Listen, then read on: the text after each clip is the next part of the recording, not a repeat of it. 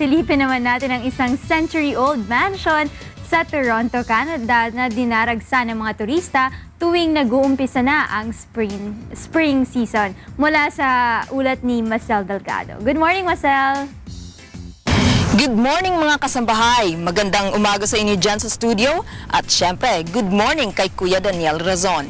Nandito ako ngayon sa isang dignified two-story mid-Victorian house na nakabase sa early culture ng Toronto. Ang Spadina House, Spadina Mansion, na siya ring tinatawag na Spadina Museum, ay isa ring historic manor dito sa Spadina Road sa Toronto at ng probinsya ng Ontario, Canada. Ating pasyalan ang kabuuan ng Toronto's Downtown Abbey. Ang Spadina House ay dating ancestral home ng makapangyarihang Austin family. Noong taong 1886, nang ang negosyanteng si James Austin ay bumili ng lupa at nagtayo ng kanyang family home para sa ating mga kababayan na ang hilig ay ang historic interior design mula noong 1920s at 1930s. Ito ang lugar na din nyo dapat palagpasin pagbisita nyo sa Toronto. Kapansin-pansin at kabigha-bighani ang bawat silid na sa kanyang kapanahon ay masasabi nating extraordinary nga. Ang malawak na garden na nakakapawi ng stress na mapapansin ang iba't ibang klase ng mga bulaklak na sumisibol tuwing tagsibol. Ngunit sa isang sulok naman ng mansion na ito sa ground floor ay nakakapagbigay pansin ang dalawang replika ng wolf sa pintuan ng bahay. Matatagpuan sa basement ang gift shop kung saan mabibili ang admission ticket. Subalit kada taon, may ibinibigay na free tickets ang Toronto sa mga mamamayan at turista dito. May mga nakaabang na mga tour guide sa bawat palapag na mag-i-introduce sa pamilya Austin at ang historya ng nasabing bahay na ito.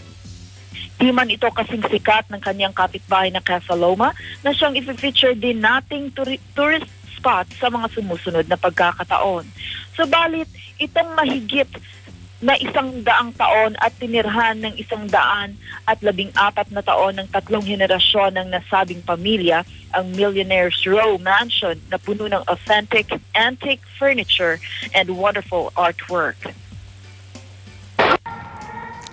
Bigyan naman natin ng daan na makabati ang ating mga kababayan mula dito sa Toronto at Greater Toronto Area sa kanilang mahal sa buhay sa Pilipinas. Hi, si Lucy to. Kamusta sa mga taga Surigao, San Andres Bukid? Kamusta kila Ate Bilya, Kiunyot, sige Ate Nini? Andito kami ngayon sa Toronto, maate ng graduation ni Patrick.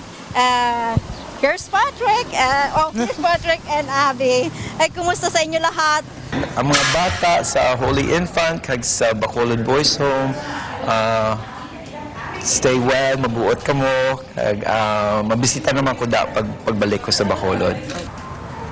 Alam niyo ba mga kasangbahay, kung kayamanan lang ang pag-uusapan, ang gara ng mansyong ito ay di kasing gara ng monstrous Casa Loma na kanyang kapitbahay.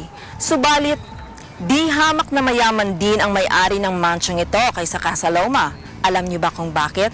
Si Ginoong James Austin ay naging presidente ng Dominion Bank, na siya ring tinatawag ngayon na TD Bank, at president ng natural gas noong kanyang kapanahunan.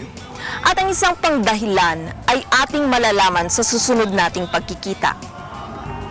Ako si Marcel Delgado para sa Good Morning Kuya ng UNTV, connecting Pinoys around the world. Balik sa inyo dyan sa studio. Maraming salamat sa iyo, Marcel Delgado, live nag-uulat mula sa Toronto, Canada.